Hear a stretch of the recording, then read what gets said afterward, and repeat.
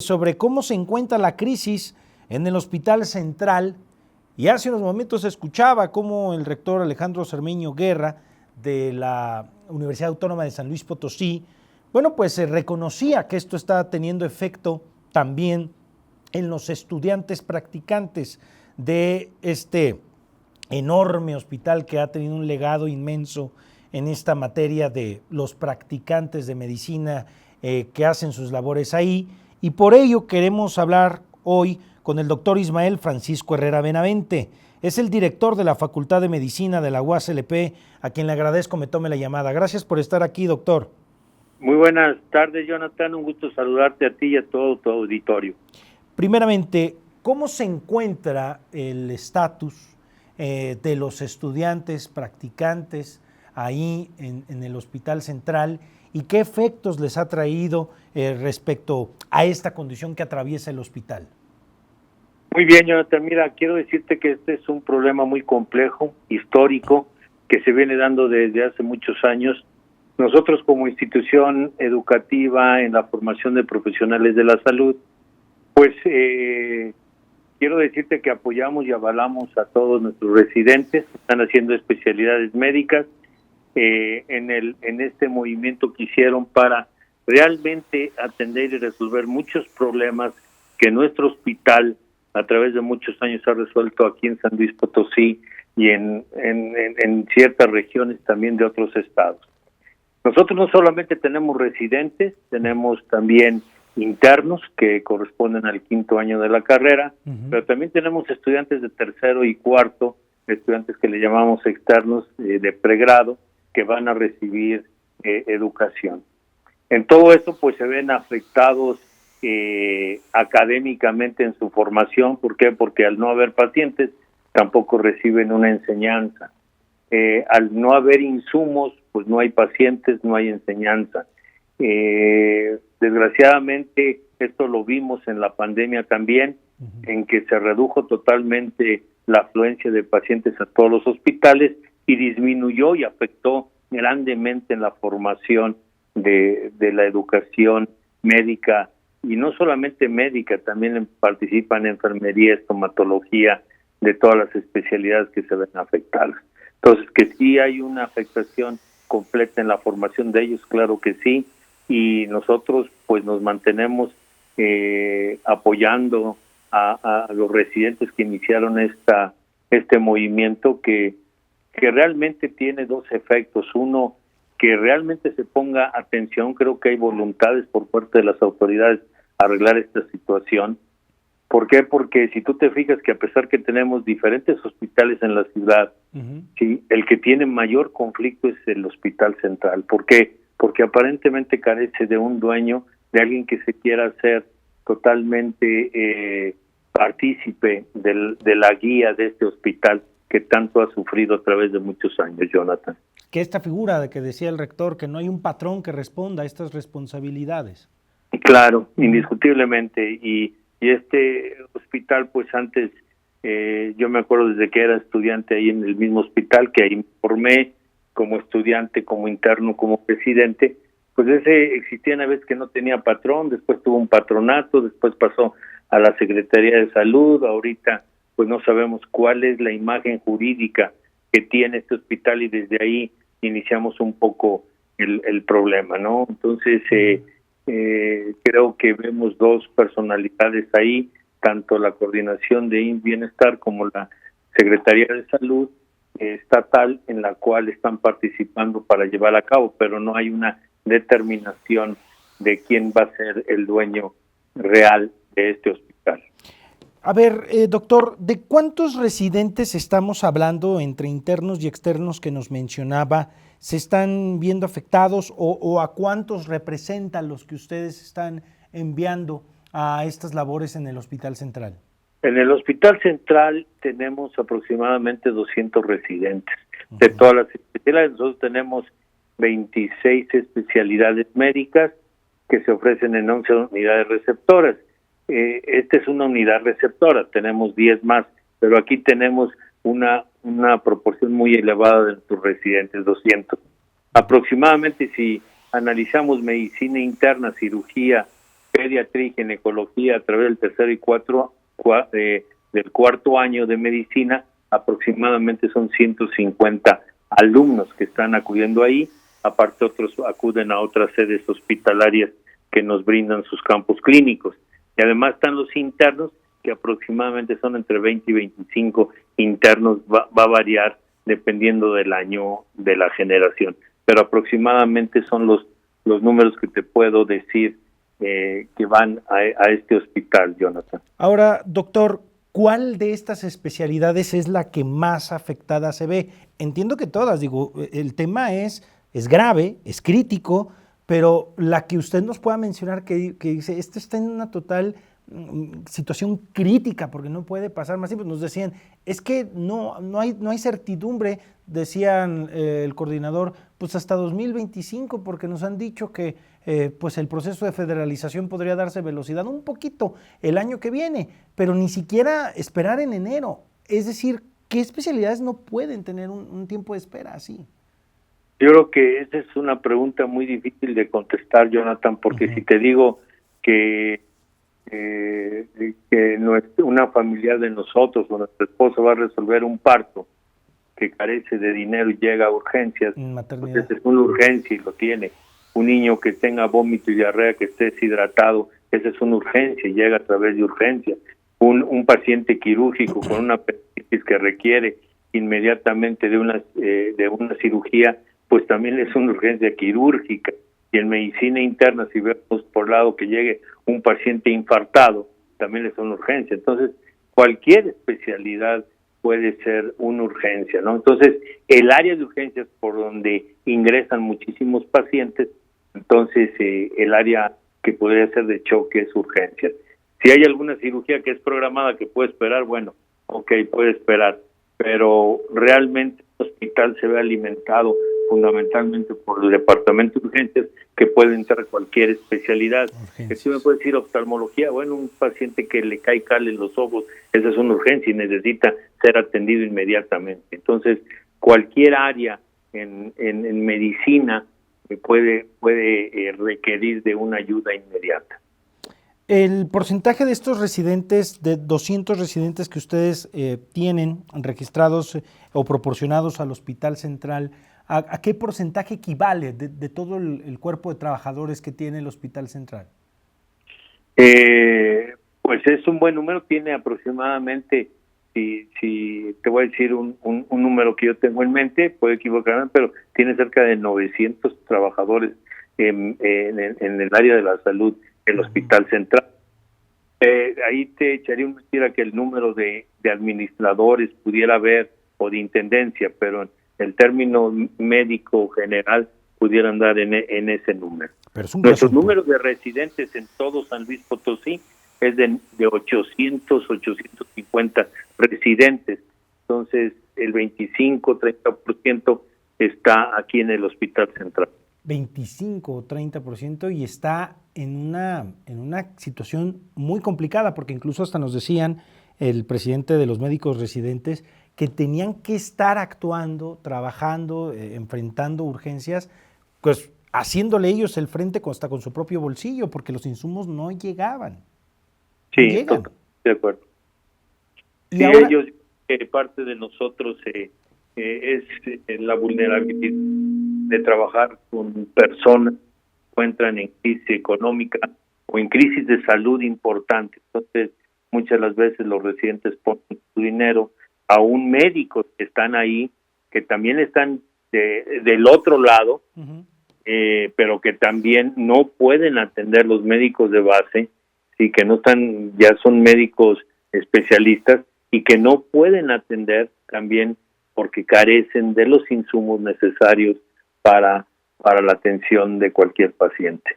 Doctor, ¿ha tenido usted conocimiento de que estos médicos residentes, ante la situación de esta crisis del Hospital Central, hayan, tenido que decir, no puedo continuar porque me puedo meter en un problema si se infecta el paciente, si enfrenta una situación complicada su estado de salud? ¿Le han llegado a decir, tienen registro de médicos residentes que digan, caray, no puedo continuar con esto? Sí, yo creo que esto esto se ve diario. Ajá. Esto es diario. O sea, y estos son enfrentamientos diarios. Y te puedo decir de un caso que me contaron en la mañana, que se maneja en forma confidencial, pero que sucedió y que sí pasaron diariamente, llegan casos difíciles y que digo, pues no tenemos los insumos necesarios, se nos puede complicar ante cualquier situación, entonces no se lleva a cabo la atención adecuada, ¿sí? Que nosotros sospechamos que el pronóstico de ese paciente vaya a ser bueno. Sí, si no tenemos con qué operar, no tenemos, ¿sabes?, que ni hilo, ni gasas, ni nada para poder atender al paciente, pues sí hace difícil el pensamiento y la decisión de los médicos que están al frente, principalmente en urgencias. Ahora, doctor, usted nos decía, usted hizo su práctica, su servicio en el Hospital Central, usted Sí. vio esa época del gran legado que tuvo el Hospital Central y que hoy me han dicho no puede ser posible que estemos dejando caer ese legado que tuvo el Hospital Central de esta manera, es lo que me decían los médicos residentes. ¿Qué veía usted en aquella época que ahora lo ha llevado a que esté en esta situación el Hospital Central? ¿Qué fue lo que ha hecho que llegue este abandono después del tremendo ejemplo a nivel nacional que ha llegado a ser el Hospital Central? Incluso hasta decía el rector Cermeño, al tamaño del Instituto de Nutrición de allá de la capital del país. Sí, no, eso indiscutiblemente el legado es muy grande. Hubo en aquellas épocas que formaron el hospital personajes que fueron muy importantes en la formación, que se quería, que se ponían la camiseta, se quitaban la camiseta y estaba el escudo del Hospital Central. Ahorita ha habido tantos cambios en el Sistema Nacional de Salud, tantas cosas que muchos han renunciado, muchos se han jubilado, muchos se han pensionado, muchos médicos que eran excelentes médicos que ofrecían su trabajo a poca cantidad de dinero, pues se tuvieron que salir, se dedicaron ya a lo privado nada más porque vieron las condiciones en las cuales no de trabajo no tienen para seguir adelante atendiendo pacientes. O sea, sí realmente a veces que me dicen y volvemos a regresar a la pandemia del COVID. El COVID dejó mucho daño, pero el sistema de salud que tenemos después del COVID ha sido muy deficiente y eso favorece a que mucha gente muy valorable, con profesores que venían o que tenemos sumamente preparados, que vienen del extranjero y que pueden dar sus conocimientos y sus enseñanzas, pues muchos lo han abandonado porque ven que el hospital está decayendo muchísimo día con día. O sea, estos relevos constantes, el abandono que ha tenido, que se agravó mucho más después de la pandemia, es lo que también ha hecho que el propio Hospital Central empiece a caer y no se pueda sostener, o sea, va en caída libre. Sí, exactamente. Y te digo, nosotros que queremos al hospital, o sea, muchas de las veces nos da tristeza ver al hospital de lo que nosotros vivimos, de la atención. También nosotros poníamos dinero para atender ciertos pacientes que acudían de regiones remotas aún de San Luis Potosí, de Zacatecas, de Aguascalientes, atender, no traían dinero para atender a sus niños y pues hacíamos ahí el poquito dinero que traíamos cooperaches para poder sacarlos adelante y salían, había mucho apoyo. Esto, como te decía, es una cuestión histórica que lo veíamos, pero antes salíamos más avantes, ¿no? Ahora tenemos un hospital tan grande, tan bonito y que no está funcionando como el viejo Hospital Central que antes creo que redituaba mucho mejor que este gran hospital que nos muestra. Entrando en la parte final, doctor, y que le agradezco que pueda hablar con nosotros en el auditorio, bueno, pues a lo último que nos han dicho por medio de comunicados, porque pues es así como lo han informado las autoridades, es que se encuentra un abastecimiento de los insumos a un 70% al día de hoy, justo después de que los médicos residentes tuvieron que hacer este exhorto, este llamado, este grito esta revelación que luego a veces, pues si no lo hubieran hecho, entonces esto hubiera seguido igual, que es la pregunta que yo me hago. ¿Qué ve usted, doctor? ¿Qué debe de continuar ahora tras haberse otra vez enfatizado esta crisis? Lo más importante, y lo platiqué con varios médicos hoy en la mañana, no es de que lleguen los insumos ayer y hoy. Eso puede haber el 100% ayer y hoy. Que se mantenga un flujo constante de los insumos para poder atender a los pacientes. Los pacientes no se van a acabar hoy, van a seguir mañana, pasado, una semana, un mes, 2 meses, y el flujo constante de insumos debe llegar para poder dar una atención buena, de calidad. Creo que hay muchísimos médicos de que estamos trabajando en lo privado, también trabajamos en el Hospital Central, pero que se mantenga ese flujo constante de los insumos, no nomás sea 1 o 2 días. Ayer sacaron un nuevo comunicado los residentes, en el cual van a estar muy al pendiente para que ese flujo de insumos de todo tipo se mantenga. Creo que eso es lo más importante, Jonathan, para el futuro. No nomás 2 días que estén ya los insumos y llegue al 70, al 90, aún al 100%, que se mantenga este flujo constante para poder seguir atendiendo todos los pacientes que llegan día con día. Son muchísimos los que llegan. Si ustedes vieran lo que llega con día, es impresionante la cantidad de pacientes que tiene el hospital día con día, Jonathan.